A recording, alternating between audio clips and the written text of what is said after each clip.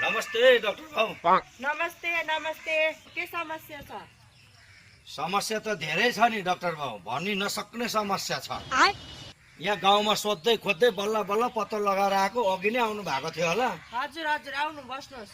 हुन्छ डाक्टर बाबु, धन्यवाद। समस्या चाहिँ के छ भने नि डाक्टर बाबु, यो जलेर फातफित भएर मासु पनि झर्नु आँटेको छ, गलेर सडेर सक्नु आँटेको छ।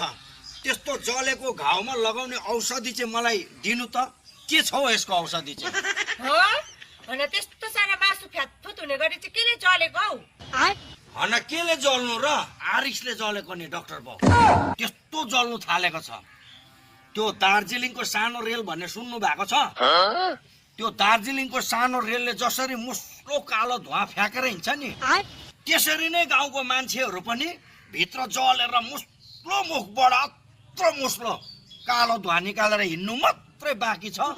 बाँकी त मासु आदि गलेर झर्ने बेला भइसकेको छ। बात त सही है। त्यस्तो जल्ने मान्छेहरू, आरिसले जलेर फातफित भएको मान्छेहरू त दाउराले जलाउनु पनि पर्दैन होला हौ खोलामा। आदि त जलिसकेको हुन्छ गाउँमै। अन्त आरिसले आगोले जलेको बरु बाहिरबाट सेतो सेतो हुन्छ, तर यो आरिसले जलेको भनेको चाहिँ नि बाहिर सेतो गोरो भएर हुँदैन रहेछ, भित्र त जलेर कालो न कालो भएको हुँदो रहेछ। बात त सही है। त्यसको लागि चाहिँ मलाई यहाँ एउटा औषधि लेखिदिनु त। आगोले जलेको हो भने डाक्टरकोमा औषधि पाउँछ। आरिसले जलेको हो भने तपाईँले आफै घरमा गएर घरेलु दबाई बनाउनु पर्छ। होइन, घरमा चाहिँ कसरी बनाउनु हो यो दबाई? मैले अब मेडिकलमा पनि पाउँदैन भने कसरी बनाउनु पर्छ? लु डाक्टर साहब मलाई बताइदिनु त। छिटो भन्दा छिटो म यसको उपचार गर्नु परेको छ। तपाईँलाई पढ्नु आउँछ? आउँछ डाक्टर बाबु, अलिअलि त आउँछ। त्यसो भए म यहाँ दबाई लेखिदिन्छु। तपाईँले आजैदेखिको घरमा गएर बनाएर आजैदेखिको प्रयोग गर्नु।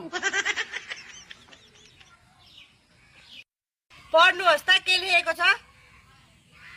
ए हुन्छ हुन्छ। खोइ तपाईँको चस्मा दिनुहोस् त डाक्टर बाबु, अलिक मेरो पनि आँखा धिरिङ मिरिङ पो हुन थालेको छ हौ। धन्यवाद। होइन के हो, दबाई त यति लामो लेखिदिनु भएको छ त हौ डाक्टर बाबुले त। त्यहाँ परेको आमामा, मानन्द रेल भन्दा पनि लामो लेख्नु भएको छ त तपाईँले त। मानन्द रेल लेखेछ कि के लेखेछ?